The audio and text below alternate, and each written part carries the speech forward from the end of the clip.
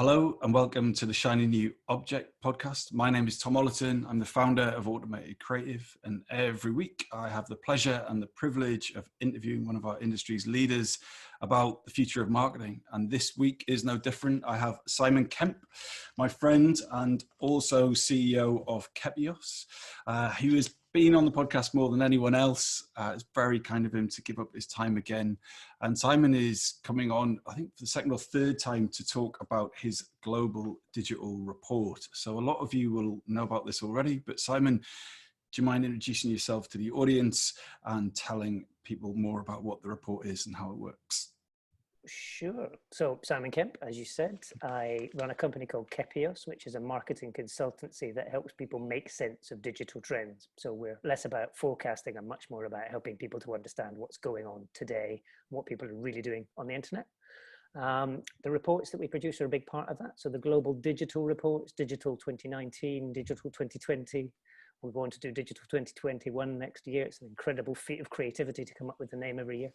7,500 slides we published this year, covering 245 different countries around the world. Just a ridiculous amount of information. Everything you want to know about what people are doing on the internet, social media, mobile devices, and e-commerce. So this has been running for quite a while, and every year you have new and interesting stories about odd things that have happened. What's happened this year? So this year we ended up getting into a bit of controversy. The president of Cuba tweeted one of our charts from one of our reports, and it sparked a whole range of debate about whether or not there are indeed that many internet users in Cuba.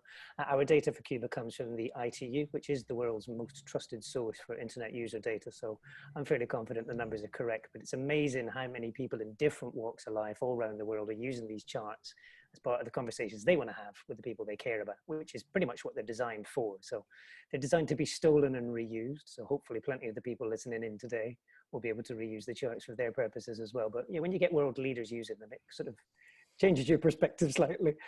And what was his point? What was he trying to say? He wanted to illustrate the fact that the use of the internet in Cuba was growing, which all the evidence suggests that it is. Now, obviously, anything in relation to Cuba is massively politicized, and I don't want to get into the politics of it because I confess I know nothing about what goes on either side of that debate. But in terms of the fact that people are using the internet more, the fact that they're starting to get access to more mobile devices and stuff like that, it's very clear that there is momentum. I don't know whether or not people agree with the exact numbers that we published, but we stand by the sources that we use. But yeah, I mean, it's just really interesting to see that even in places where one might think that there is a barrier to adopting digital technologies, it's very clear that there is a desire to do that, and that when people can, they do. So 7,500 slides. Most of the listeners or people watching this video aren't going to read them all. So can we, what are the highlights for you? What are the, apart from being mates with leaders of the world, what are the big headlines from the report that you think, if someone couldn't read the report, what are the big takeaways? So the key takeaway is that things are still growing. That probably shouldn't come as a surprise, but it's reassuring to know that that is the case. So we still saw 7% growth in internet users over 2019, which if you think about the fact that the internet's a good sort of 30 years old now, or at least the World Wide Web is a good 30 years old now, it's encouraging to see that it's still growing. There are still pockets of the world where people are unconnected, if you like. So in particular, Southern Asia, so that's the likes of India, Pakistan, these kinds of places, there's still a significant number of people that are not yet connected to the internet. So it's not like it's ubiquitous. You've got 4.6 billion people using the internet already today, but you've still got 3.2 billion people that are not using the internet. So there's still a long way to go before this is everybody, but remember that that includes newborn babies and people over the age of 100 as well. So it's probably unrealistic to expect that we'll ever reach 100%. People are spending more time doing more things online. So you've got like 2.5 hours every day. The average social media user spends using social media. Half of the time that they're on their mobile devices is spent using social. So a very big important part of that. But at the same time, you've got people doing all sorts of different things on their mobile devices. So that famous Apple ad when they first launched the iPhone that said, there's an app for that, there's an app for everything now. So if you can find a topic in the world that doesn't have its own app, I'll be very impressed. So we saw a couple of years ago app usage declining to a degree, people centering around the use of some core apps. So obviously before that, it was kind of showing off about how many you could have. And then it was like, if you've got more than one or two screens, then it's too much hard work. So what kind of, yes, there's an app for everything, but are people using an app for everything? Or what trends are you seeing around certain things that people are doing differently specifically? Yes, I think that is a really important point. People are focusing on the ones that they use most regularly. You've probably got the average, I believe, is somewhere between 80 and 100 apps on a given smartphone, but typically you'll use, I don't know what the exact numbers are, but I suspect it's somewhere between 15 and 20 on a regular basis. And within that, the key categories, communication, if you like, so social media. So you've got your Facebooks, your Instagrams, your WhatsApps. People typically have an account on 8 or 9 different platforms, according to Global Web Index's latest data. So it's not like we've just got one that we use. You've probably got a portfolio of different social apps that you use on a regular basis. You'll then have entertainment, so things like YouTube, Spotify, the music and the video platforms that you use on a regular basis. Games are a very big part of our sort of mobile lives, if you like. They constitute the biggest category in terms of the number of downloads, but not necessarily in terms of the amount of time spent. When you say games, is this like casual gaming, or is this? Great, straight into the nuance of the data. So there's all sorts of different things. So it's casual games, puzzles, right the way through to battle royales. So you've got folks that are doing all sorts of big gaming. So PlayerUnknown's Battlegrounds is a big one, and you've got all sorts of other things in there. But you've got things like Pokemon Go still massive as well. So you've got a variety of different things. People still playing Candy Crush. It just never seems to die. So gaming is a huge and growing sort of category, if you like. And if you look at the data, 80% of the world's internet users between the ages of 16 and 64 play games every month. So it's massive. You're looking at 3 to 4 billion people that play games every month. And 70% of the internet users play games on their mobile. So it's big. You've got 25% of internet users playing on consoles, which is pretty big. I don't think marketers would expect it to be that high. So that's already, if those numbers were applicable across the entire number of people that use the internet around the world, that would mean that more than 1 billion people use a games console, which is pretty impressive if you think about it. So yeah, gaming is it's not just about people playing Mario Kart. It's not just about people playing these big battle games. It's a wide variety of different things in there. Do you think that the marketing industry has responded to that change in the right way? No, definitely not. So I think we're missing a trick here. It is admittedly quite difficult for marketers to know where they can fit themselves into the gaming world. I mean, you can't imagine something like Fortnite where a brand suddenly interrupts the gameplay to bring you a message. It's just never going to be welcome from any perspective, because the whole thing about gaming is it's very immersive and people want to just continue that flow.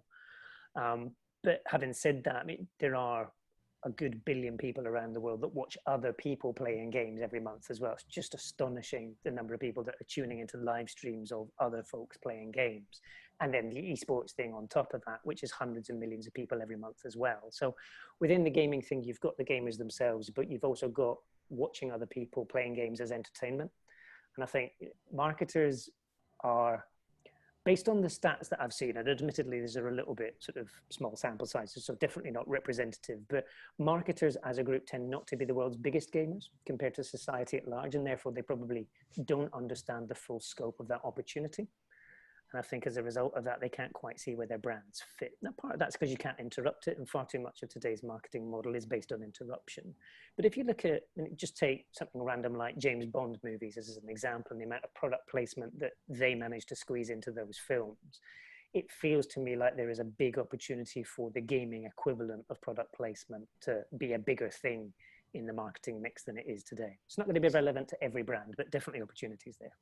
So where does the responsibility lie in terms of coming up with the right strategy as a marketer to take advantage of gaming or watching gaming, casual gaming, or the kind of, the bigger battle games as you described them? Is that a media agency responsibility for them to go, look, there's a 1 billion people watch Twitch every month or whatever it is, but yet we're targeting 20 million people on Facebook in the UK. Like, or is the creative agency, should it be them coming up with creative ideas to do product placement, or is it influencer agencies who should be encouraging brands to sponsor a team? Like, what are the practical steps that someone watching this can take to take advantage of this new world of gaming that you mentioned in the report? So I've probably done myself a disservice by focusing on the numbers first. And much as I love those numbers and publish lots of them, it's not really where you should be starting. So as a marketer, the first thing you want to do is make sure that you understand what you're trying to achieve as a brand at the moment. So what are your opportunities and challenges? What are you trying to change about audience behavior? That's where everything should start, regardless of whether it's, should we be doing gaming? Should we be on TikTok? Anything. So what do we want to change about our audience's behavior? What do we need to change about their attitudes, beliefs, and emotions in order to deliver that change in behavior? And then where are the most appropriate times and places in people's lives to talk about the things that will change those attitudes, beliefs, and emotions? So that's the bit where you start to ask yourself, is it relevant for me to be in a game, for example? So if you wanted to talk about, I don't know, fashion, for example, could you see a relevant opportunity to talk about that within a gaming environment? Well, maybe not so much within a battle game, but if you think about it, there's an awful lot of games out. I mean, the funniest things, I mean, it's perhaps a little bit Eastern in its context here, but there are huge numbers of games that are popular across Eastern Asia, which are dating sims. And you can see where fashion might suddenly be very relevant within that dating sim. Now, sorry, can you just explain a dating sim for the uninitiated? A dating sim. So a dating simulator, it sounds the most bizarre thing for somebody who isn't in the right demographic for this, but do you remember Tamagotchis, those virtual pets that we had? Yes. So this is the equivalent, but it's a virtual boyfriend or girlfriend.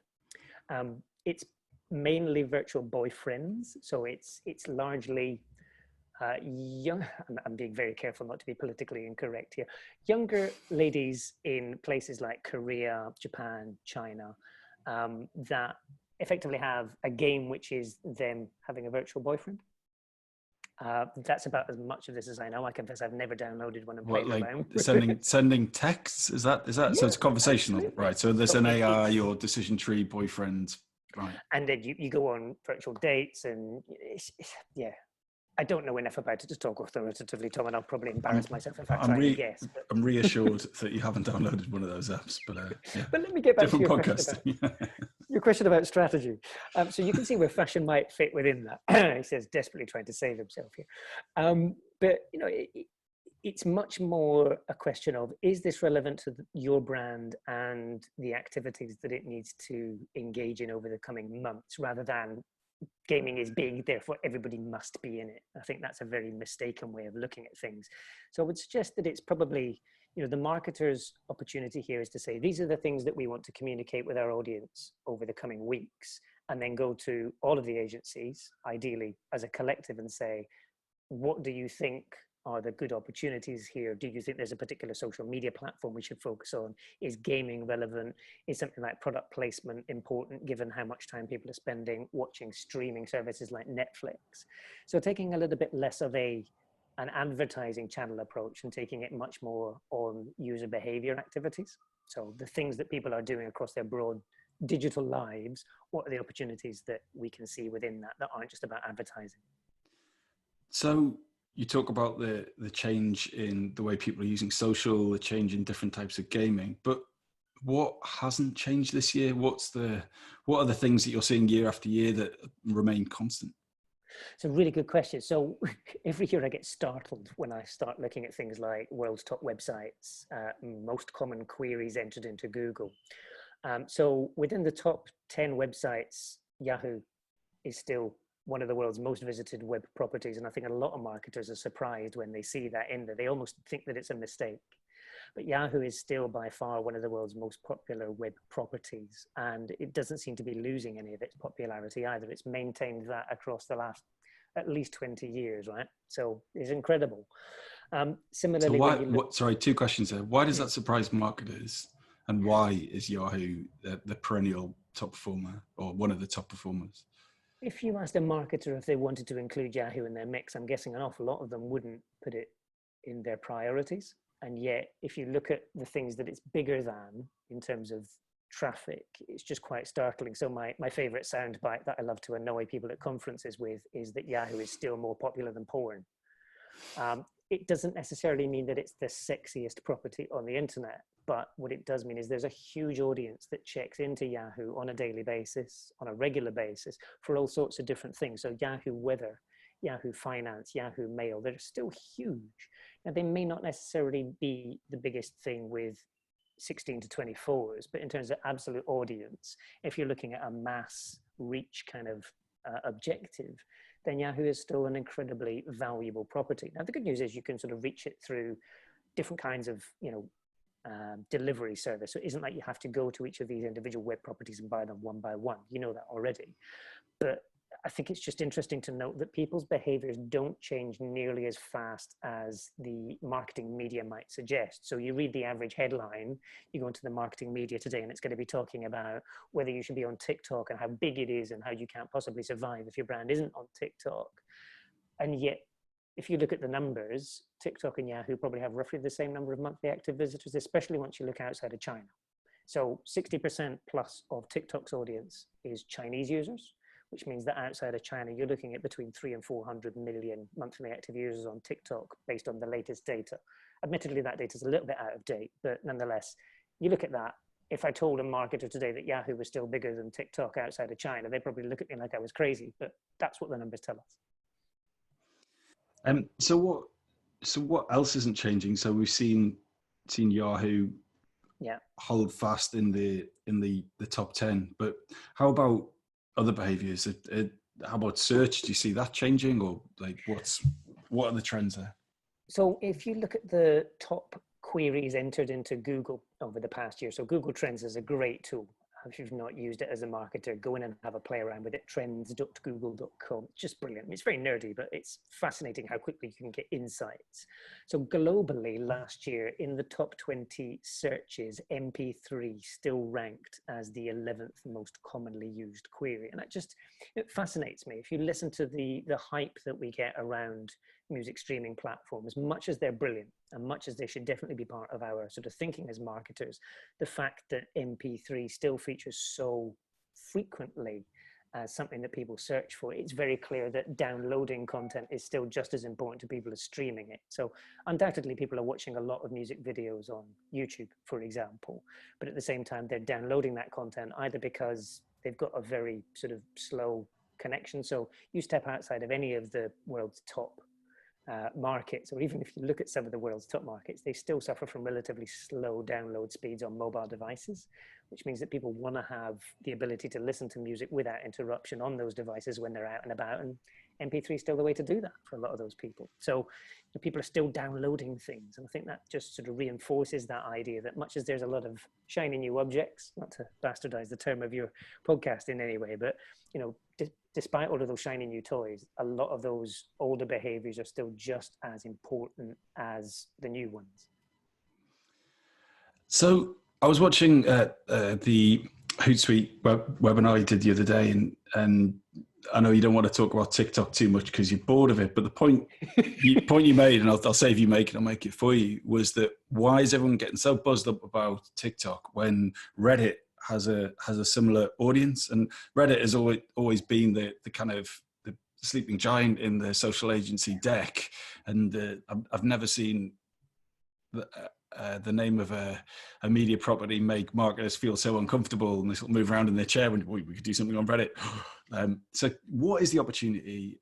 What are the numbers telling you in the report that a marketer listening to this podcast can use to their advantage? Yeah, so to put the context from a data perspective, 430 million monthly active users on Reddit. It's just huge. It's bigger than Snapchat. It's bigger than TikTok is outside of China. It's bigger than Twitter. It's massive, and it's growing rapidly as well. So in the last couple of days, we saw an announcement from Reddit talking about changes in traffic as a result of coronavirus. So partly you've got people staying at home more, so they're spending more time on the internet. But what's most interesting about Reddit is it's where people go to have conversations. And I think what we're seeing an increase in, especially over recent weeks, is this craving for social interaction. Yeah. Just to stop you there. So Reddit is where people go to have conversations. So wouldn't the WhatsApps of this world or the Facebooks of this world say that's not true? What do you just qualify that? So that is a very good challenge. WhatsApp is where we'll go usually to have conversations with people we know, or at least we're connected to in some way. So friends, family, and then groups where we know at least one other person.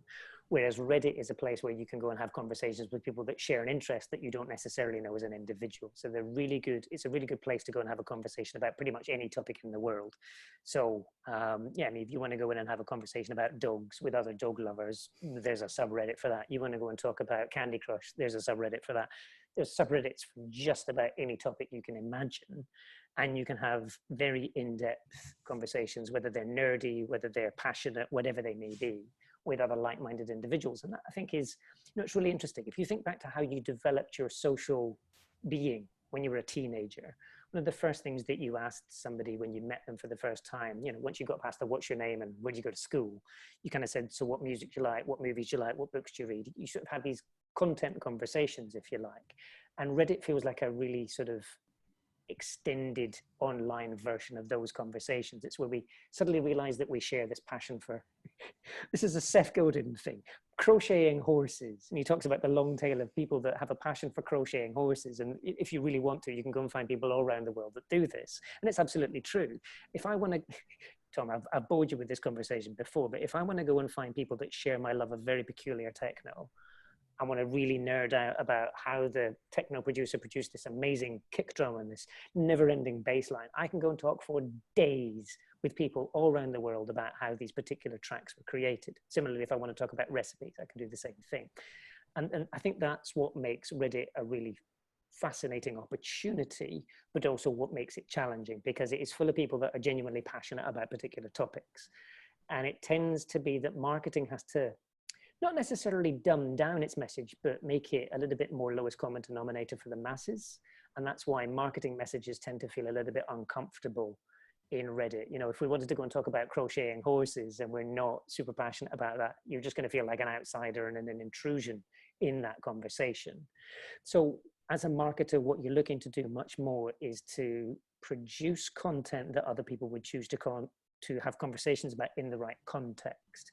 It's a little bit sort of two-step. So you're creating assets that inspire conversation that audiences within a platform like Reddit will go on to have because they chose to. It's much more difficult to do, which is one of the reasons why you tend not to see endless numbers of case studies talking about how brands have cracked Reddit. But at the same time, brands that produce great content or have got amazing products will find that they are talked about extensively on those platforms. So we need to wrap this up, unfortunately, but 7,500 slides, 245 countries worth of data, a unique bit of work again. So big thanks from the industry for doing that for free. But what always confuses me about the report is, how does a marketer use it? How can someone who's listened to this podcast or watch the video take that huge step with all of that data and help them succeed and hit their goals and targets for the rest of this year? So, critical distinction, the report is designed to help you make informed decisions rather than perhaps to give you the answers, if that makes sense. So where you are wondering, should we be doing something on TikTok? The way you would use the report is you'd go in and you'd look at the audience numbers, you'd look at different demographics, you'd look at how it varies by country, and then you can make a much more informed decision as to whether or not your audience is going to be somebody that you can reach via these different tools. And that's, so TikTok's just one example. So Facebook, Instagram, all these different social platforms. You can then look at how people use mobile. So it's much more, you have a hypothesis, and then you can go in and find the relevant slides within the report to either reinforce what you thought or to give you a counter perspective that helps you not to spend money that isn't going to be well targeted. So it's not bedtime reading. Try not to read it from cover to cover. I don't think I've ever done that either. But yeah, if you've got a question about, should I be using Snapchat in Saudi Arabia, you'll find the data in there that will tell you whether you should or should not be doing that, or at least to support your hypotheses. So yeah, every single country in the world. So if anyone's got to the end of a podcast, which they rarely do, or the end of a video on LinkedIn, maybe we're the only two people still going, who knows? But if someone wants to get the report, if someone wants to reach out to you, how would you like them to do that? So easiest place to find all of our reports, including all of the historic stuff from the past 10 years, datareportal.com. If you want to include a link to that in the sort of the blurb for the podcast or the video, then that would be My an easy pleasure. way to save people the stress, because data reportal doesn't roll off the tongue as easily as it should do. Should have thought of that when I came up with the URL. You can find me as Eskimon across the interwebs. So you'll find me, LinkedIn and Twitter is probably the best place to find me. Feel free to send me connection invites, send me your questions, whatever. Simon, thank you so much.